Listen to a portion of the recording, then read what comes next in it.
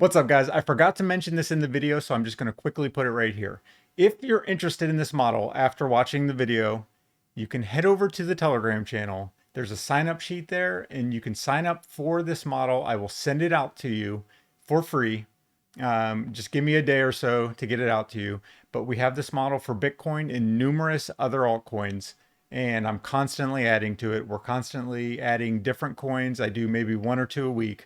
So if you head over to the Telegram channel, sign up there, I'll get it out to you real soon. All right, guys, let's get into the video. What's up, guys? Welcome back to DCA. Today, what we're going to do is talk about the DCA Index risk model.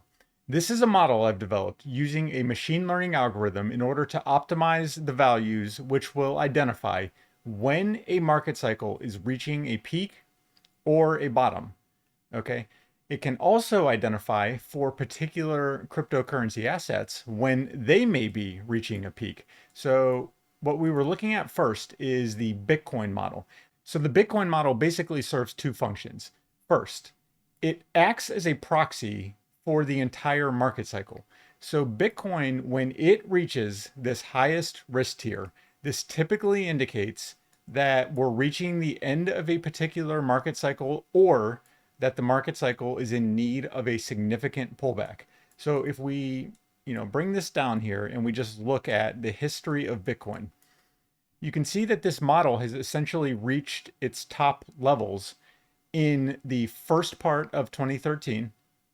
So we reached into this level up here, and notice that the scale is from 0 to 100. So when you start to get 80 and above, the market is becoming significantly overheated. All right, so the model got into 80 and above, and from there, the market went down about 70%, okay, if not more. From the high, it went down almost 75%. Then the market recovered, got back, Bitcoin got above its 20-week moving average, and went to make its second peak in 2013 in November. From that point, when the DCA index model indicated that this was in the highest tier, the market then went on a long bear market. Okay, so Bitcoin fell below the 20-week moving average, and we went into an extended bear market. Now you'll notice that the model also identifies when you are approaching a bottom historically. So in the past, we've actually only got into these lowest levels several times, from 0 to 10 and from 10 to 20. So we've got down approximately this low at this point in 2015. We got there again in 2018, okay, and then stayed there basically through the beginning of 2019. And then we got down approaching this level again in March of 2020 during the COVID capitulation event. We almost got down to this level during May when we got down to about $29,000. So this model is identifying for you the best opportunities for buying Bitcoin as well as the best opportunities for selling Bitcoin. Now, it doesn't only apply to Bitcoin though. Okay, so what we know historically is that when Bitcoin reaches into these levels, that's typically when the altcoins start to go on a run. All right. So what we've seen in the past is when Bitcoin gets here, so like we saw in December of 2017, when Bitcoin reached to this highest level, that's when the altcoins really took off. All right. The same thing that we saw here. First, we saw Bitcoin reach to this level, almost reaching into the 90 level in January. Then the altcoins started to take off. So January and February is when many of the altcoins really took off. All right. So the way that you would use a model like this is by dynamically dollar cost averaging. Okay. So what that means is if you are just statically dollar cost averaging, meaning, every week you invest a certain amount and you just do that regardless of what's happening. That's fine. It's a fine strategy to have, but you're significantly limiting your profits by doing this because, if you're using something like a model that can identify where the price is likely reaching a market cycle bottom, okay, you can be investing more as you get down into those levels.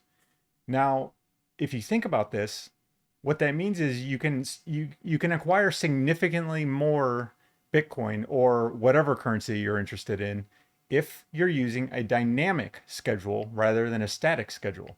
So, for instance, if we just take 2017, for instance, since we have a full bear market to work with, once Bitcoin got below its 20-week moving average, that is approximately the point where Bitcoin fell below 50 on this DCA index risk model. So from that level, you can see that I have it set up that when it's between 40 and 50, I will do one standard DCA amount, whatever that amount is for you. When it goes down to 1.5x, or sorry, when it goes down to 30 to 40, then I will increase the amount that I'm DCAing that week by 50%. When it's down into this level, then I'm at 2x. So I'm doing twice whatever I was doing here. And if you look at that by the numbers, so here, Bitcoin, when you would have been doing a 1x because the DCA index risk model was around 40 to 50, Bitcoin was at $10,000. Conversely, if you were down here, when Bitcoin was in this 20 to 30 range, then you could have DCA'd twice as much, all right? And you would have DCA'd twice as much at $6,000. So you would have basically been getting nearly 40% or 50% more Bitcoin at this level than you were getting up here. And since you're putting more money into it here, when eventually it comes back up, it's going to significantly increase your profit margins. Now, if you see when it gets down to this bottom level, which rarely happens, so for a short time here from basically November until February, we were at this level and you would have been doing 3x. So 3 times the amount that you were doing at 10,000. So you're acquiring basically for $3,000, then you're really getting your money into the market. So you're buying Bitcoin at between $3,000 to $4,000, and you're doing it 3 times more on your weekly DCA or monthly DCA, whatever you prefer, than you were doing back here. Okay.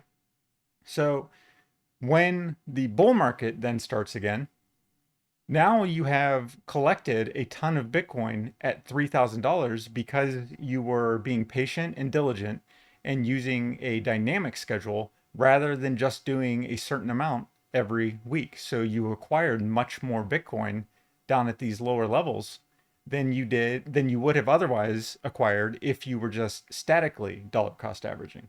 Okay? So the same thing goes for selling Bitcoin. When it comes above 50, and when I say Bitcoin, the same thing goes for all of the other coins that the model accounts for as well. So when it goes above 50, into 50 and 60, then you'll sell a small amount. Then when it goes from 60 to 70, you'll sell maybe 15%. Then from 70 to 80, then you'll sell 20%, and so on and so forth. And you can set these numbers wherever you would like. All right. This is just a basic strategy and is similar to the one that I use. All right. So what this means is, in this case, by the time we got to January, when Bitcoin was at $40,000, I had sold 10 plus 15, so 25, plus 20, so 45, plus another 25. So I had sold 70% of all of my Bitcoin. All right. Now you might be like, well, Bitcoin was only at around $40,000 then. So it seems like, you left a lot of profits on the table. But, at face value, that's true. But in reality, you take these profits from Bitcoin and you pour them into the altcoins. And let me show you why. So this is the chart of Bitcoin compared to other altcoins from the time that I sold my Bitcoin. Okay. According to the DCA index model, we're selling 70% of it right here. Okay. And we're doing that because then we start acquiring altcoins. And after Bitcoin gets to this highest level, we expect the profits taken from Bitcoin are then poured into the altcoins. And sure enough, Up to this point, Bitcoin was outperforming most things. After this point, almost everything is outperforming Bitcoin. So you can see Cardano was up about 600%. Ethereum was up, let's see, 300%. MATIC was up 10,000%. Solana, 8,000%. Polkadot, even Polkadot was up 160%. And through this period, it was actually one of the more poor performers, from January through May. Okay, so I just picked these ones. You can go through the list of almost any altcoin and you'll see that after January, Bitcoin was only up 43%. Okay, but most other things were up significantly more. So this model is helping you identify when to start shifting, your profits out of Bitcoin and into the altcoins. All right. And then, likewise in February, on February 24th, and if we just put our chart like this and move it to February 24th, yet again, everything outperformed Bitcoin significantly, in fact. And by February 24th, I had sold the rest of my Bitcoin. All right. So that's the general principle of the model. Now, if you don't want to use it like that, all you want to do is buy Bitcoin, you aren't interested in altcoins, that's fine. It will still help you identify when the market is likely approaching a peak. Okay. So you can start getting out of your position. And even if you don't use this model, if you use someone else's model or you don't use a model at all, this, the principles here are the same. You should be selling and taking profits using something like a dynamic dollar cost averaging schedule as the price is going up. Okay, so you want to be acquiring in these lower levels and selling as it reaches into the higher levels. Okay, and so this is basically the chart for MATIC USD, and it's just showing you how this model works for the altcoins, for instance. So this is the point at which you would have started selling your Bitcoin. It's right at around January 7th, January 8th. And it shows that if you got into MATIC at this point, if you shifted your profits, which were considerable up to that point. So, if you shifted your profits from Bitcoin, and remember in Bitcoin, so you would have been buying basically all through this level, all through the 3,000 up to around 10,000 level. And now you're selling at 40,000. So you're up 400% or so on those investments. And then, so then you can come into an altcoin like MATIC, and MATIC from this point, from January 8th, went up 1900% before it got into this 80 to 90 level. So at the 80 to 90 level, I sold a good portion of my MATIC. So, I sold it at 50 cents. Sure enough, there was a correction. So the DCA Index model came down some. The price of MATIC went down approximately. So if we just take a move from its peak down to, its bottom, it came down about 50%. And then, so I still have a good portion of my MATIC though. And then from where I sold at, it went up an additional to close. It went up an additional about 500, 600%. Okay. Then once it's up at this level, and notice you only got really one shot at it. Once it was up at this level, then you sell it. So you get out of the position because it's very likely that when you start when coins get up to this level, they're likely going to retract from there. And the reason for that is because people are taking profits. So this is, you can think of it as, however you'd like, but it's almost a measure of human psychology. So it's showing you when something is too far gone and likely going to come back. All right. Going to come back down to earth. Things can only go so high before people are going to take profits. All right. And now you can see over time, now we're at a very similar price that we were at back then, but the DCA index model is now down here at 40. So that means that MATIC isn't as run up as it was back in May. So it accounts for time. It accounts for the effects of time. All right. So We got up to around $2.47. Now we're sitting at around $2. So it has come down some in the last few days. You know, when some notable channels are telling you that it's very likely going to go on a run now. Okay. Telling you that they don't believe in short term price predictions and then making short term price predictions. The irony, I know. So, so the point is that, you know, what we're saying, this model can be used to help improve the timing of your, when you're buying and when you're selling, right? Now, we have this model, so I can just show you a list here. We have the model for Bitcoin, Ethereum, Cardano, Solana, Link, MATIC, Harmony One, Polkadot, Avalanche, Luna, and Phantom. And I'm constantly updating this and giving, new models. Each model is different. So when you switch the position that you're looking at, or, the asset that you're looking at. So let's say we switched to .USD. So now we're looking at .USD. Okay, so you can see that this doesn't make sense. So we have this model sitting here that doesn't really mean anything. So what you have to do is you go to the settings tab and you select the asset you want to look at, and it will tell you which exchange to use. So we switch over to Binance, the dot for Binance, we're on Binance, and now you can see the appropriate model. And for Polkadot, this is a good example here. Polkadot reached its peak in February, okay? So you would have taken all of your profits from Polkadot in February, and notice that it was at around $40 in February. From there, it just moved sideways. So selling here is where you wanted to be selling because it just went sideways from here. And then eventually, several months later, was down about 73%. So you could have sold your Polkadot, moved it into better assets that had not yet run up, and you could have got out of the market. All right. So, likewise for Phantom. Phantom got up to around, let's see, so it got up to 66 cents here.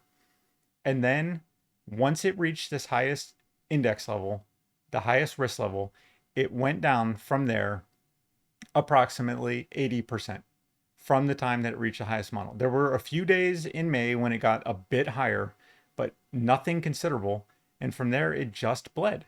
And this is what this model helps you to do. It helps you to identify when the asset is overheated and likely in need of a pullback.